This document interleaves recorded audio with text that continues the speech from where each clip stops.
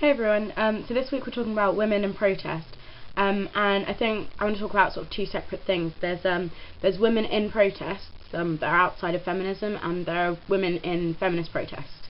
And so I think my main point about women in protest outside of feminism is that they tend to be ignored and disregarded and sort of othered especially by men within the protest or the movement. And I think it makes it sort of very difficult for women to feel like they're actually making a difference in protests and stuff when it's kind of they're so sort of shoved to one side a lot.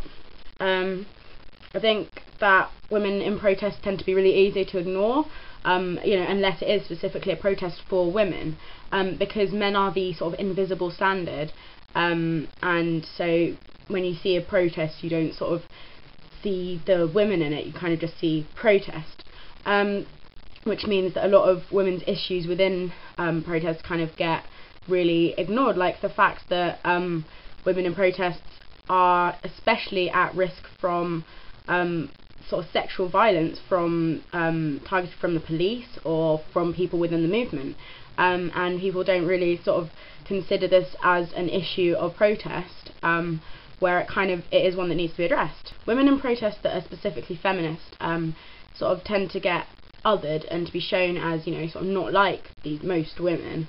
They're different, they're seen as sort of manly or scary or over the top or irrelevant even, called things like feminazis and all sorts of awful things.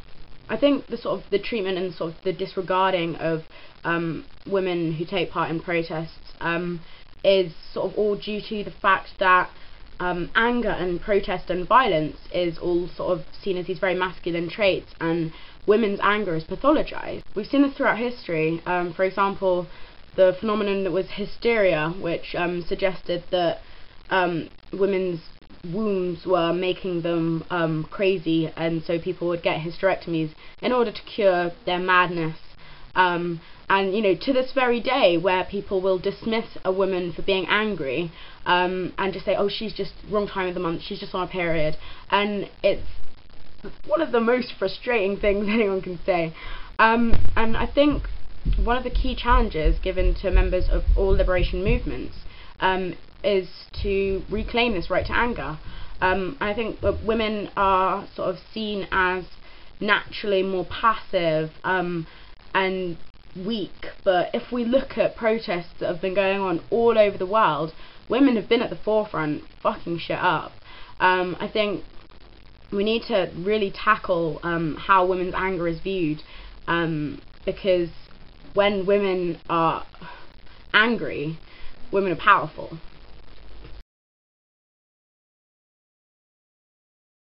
A lot of people think that have an impression that there are less women in protests, there are less women in revolutionary things, and because of the preconception that women are weaker and more passive. But I think we all agree that's not really true, it's just what people see and believe. Say something about protesting women and feminism. The women in India who go around with washing sticks beating men up are fucking awesome. A woman's place is in the revolution. Yeah.